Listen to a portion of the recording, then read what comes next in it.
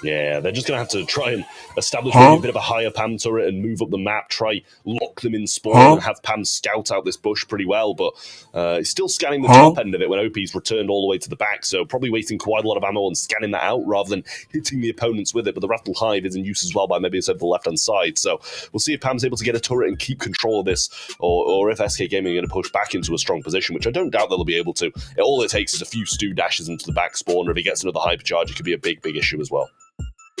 The problem for me is that SK are going to be so flustered now. The pressure's going to be mounting in this set. They're going to be feeling it. You can see Joker there is all quite exasperated by it. Looks like it was quite a close finale. They may have got the game. We'll find out in just a moment. But SK did get it. And yeah, just sweaty hands there. You can see this is not a position that SK are used to finding themselves in. They're going to have to dig themselves out of a big hole. You can see the OP there. The OP there looking a little bit better for that.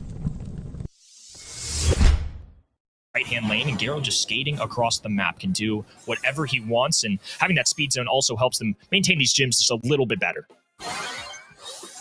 Nice taps from Naui, continuing on. Amos doing his best to evade it pretty well there as well, because the ego of Meow is looking to find and seek and destroy that. 5 gems to 3 in favor of Foot Esports now, and already so much of the map being just hated to their advantage as well, and really little that Experian can do to dance around it. Now the Meeple super down though, however, a chance to put Foot for the first time of this match on the back foot. Nice catch it as well to the mid, leaving little place for Foot Esports to really go. Yeah, cut off Garo entirely there, so he had nowhere to walk. I mean, as a Stu even, can't go over that wall.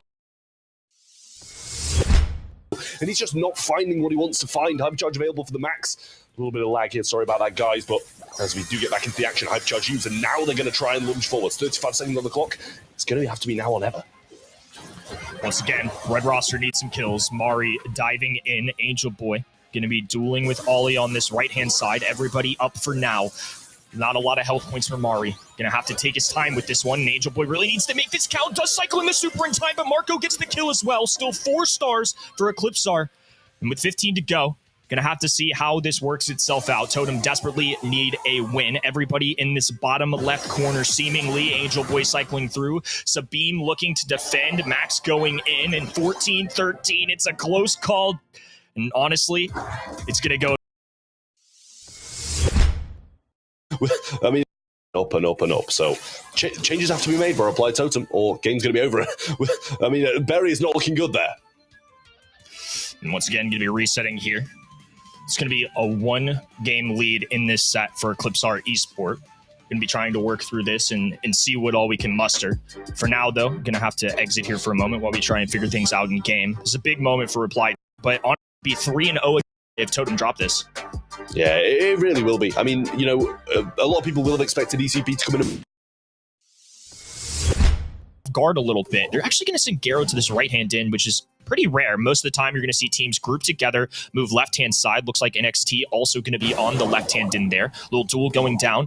And Tech's already looking weak, to say the least. Gus now flanking, has the angles, looking for these long-range shots. Navi going to be left-hand in. And the Tick Head going to destruct a little bit of this grass on the left-hand side. But for now, everybody remaining standing. Yeah, tough situation with the spectate. We'll see if we can get them back as soon as possible. But tough spot to find themselves in that back corner already in a precarious position realistically here.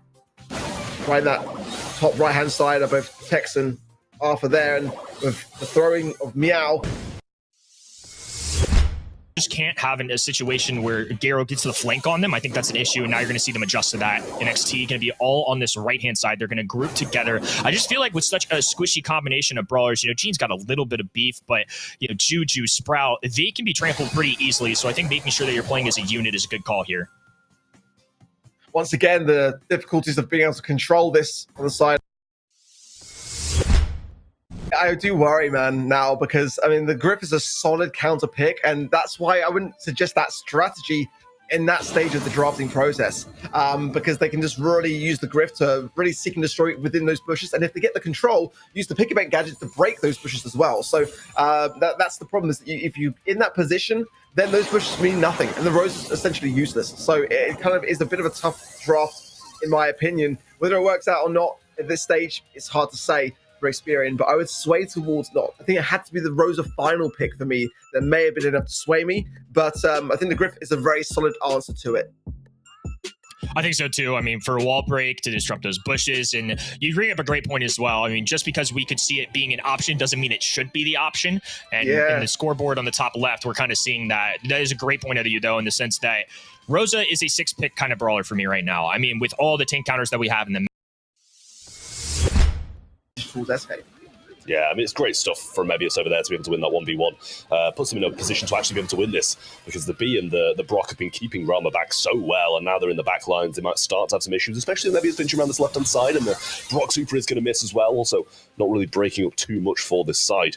And OP back in the right-hand spawn. Mob going to throw a gadget towards that, and Rama does eventually get healed up, and we see OP did go down as well, and Yoshi heading towards the gas, not wanting to feed Rama anything at all, and who can blame him? Right behind, and it seems that anywhere on the map you're going to go down to it. So certainly that is the thought on the minds of SK here.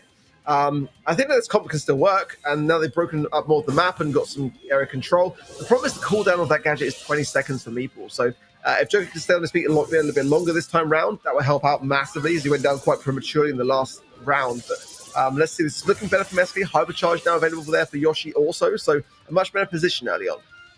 Yeah, it is very nice from them, and Hank going to have a tough position trying to get out of the spawn, as if he walks through the choke points, he's just going to get peppered down so fast.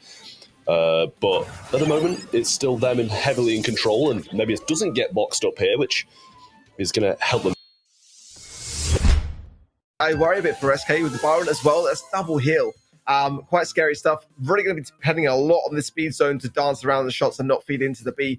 But certainly Pam, yeah, it's quite fearsome, honestly. And it's a strange brawler to see. We haven't seen it for such a long time now, and any of the metas that we've seen throughout the last year, really. So a really bold pick from Electros, and I like it.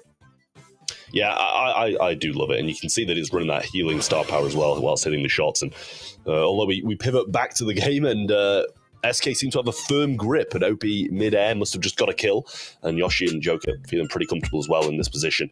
Looking good. SK definitely starting this one off in a strong fashion. They need to, being in the position that they are. 2 sets down against a fairly strong Electros. To bounce back in this second. A 2-0 lead for Eclipse Art Esport would be honestly pretty unbelievable considering the status that Humble has. Yeah, it really would be, and yeah, the hypercharge is just absolutely wild. If Luki gets another one in this game, I'm sure he'll be trying to make better use of it. But the Melody coming up the right-hand side now, flipping around the back with the kit on top as well, going in, getting some good shots, but not. So those tiny interactions all add up. It's 3 stars that separate another great pull. It's another mid gadget and a follow through coming out of Boss here. A lot of stars on that top right-hand side with the duo. Kit riding with Melody once again. It's going to end up being ECP cleaning up. So 8-3 current lead. Another Walking Cane goes down for Semantic. A teleport forward. And now a dash in. Bezo trying. Right-hand end. It's going to be Edgar lurking on the right-hand side as he charges up that first super. Could be Luki looking to move forward as well. Boss left-hand end wide open, and he's going to get that gadget off for a ton of damage. Super comes in from Sabine now as well, but stunned off by Luki. Percentage almost the same, and Shade going forwards with the super. Nice move from him. Should be able to pick up a little bit of a kill in there. But Marco on the backside, supering out. Might be able to trade Luki here if he gets the shots in. Jump over the top from Sabine. Damage coming down, and Semantic works well on the defensive. Semantic middle of the map right now. And the bull on the other end, he's going to let him fly. They have a little bit of a lead right now, so I think they're toying with it. Sabine somehow staying alive, though. Punches through. Almost gets traded out, but just stays alive. This isn't your average random Edgar gameplay. This is the best in the world, looking to make the most out of a brawler that's so popular among so many. He's got a super available once again. Charlie and a bull also there, and it's a lot of damage pouring into that Humble high safe. Things looking real bleak. I regret that decision to opt away from the Piper, or opt away from the Nanny rather, and go and pick the Piper. But again, you know, this is going to be such an interesting one to see play out. I think that all sides have got brawls which they're really accomplished with. So it's going to be quite interesting to see who takes this. It's going to be Rama. Stick down as well for the hatchlings to spur out for Rama, but yeah, I don't feel like Team Electros are in any form of control of this game so far. They get some good damage, but it's been a bit of a wild ball they have. Foot Esports going to hold on to a small lead for now, and now it's neck and neck all of a sudden, flipping over to the other perspective. It's going to be the red side being Foot. Chuck diving in once again, bringing that high safe well below 10%. He's in quite a deep position here. Might get pinched if he's not careful. So just trying to wait for his teammate to respawn back in on the HP side of things, really, and try to get this pinch off. But it's going to be quite a tough thing as the gas comes in as well. Nob's going to get a much better position on that Ollie pick. likely a jump there, connecting the dots a little bit, but I think Nob got out of the way due to a gadget, that wall cutting him off, and it looks like that round's going to clean up. So we're seeing Team Electros right now with a 1-round lead. Kit, once again, going to be hiding in that mid-grass in the middle of this map, behind the indestructible walls in the middle that you see there. Ollie does have a super available. Mebius holding back right now. A sprout wall to cut off that lane. So RT running for the hills while Kit can ride the back of Nob. There's the combination we were looking for. A big dive in. The hypnosis. Nasty work coming out of him. First one falls. Garo. And then Rama takes that up now to try to get his super. And once that happens, Foot are in trouble again. So Team Electros are going to take the opening game of set number 3. Nob's going to be on this left-hand side, trying to play against Foot, who are all clustered together. Daryl has a super available, and now he's rolling in. This was the time where he gets aggressive, maybe more just to get a little extra space to work with. An ice rink goes down. Ollie is going to be in trouble here. Frozen up, and Kit falls along the way. Foot with 3 members standing right now, playing into the 2 of the other side. Meow's going to have to wait for his teammates to come back in. So that's going to be some good objective time over to Team Electros now. Over 50% of that time in the mid. And so far, looking very, very good. Big kills needed coming in for Meow, and it's not even enough. I think with no wall break option, now we've got a Hank Hypercharge available. That was popped to get a kill there. Now flipping over. So big swoop and get out. But for the rest of the game, if he's on Sabim and this Ollie, I'm not sure how I like his chances. Well, again, it's Mebius on it, and Mebius is probably the best player on that side of the field to play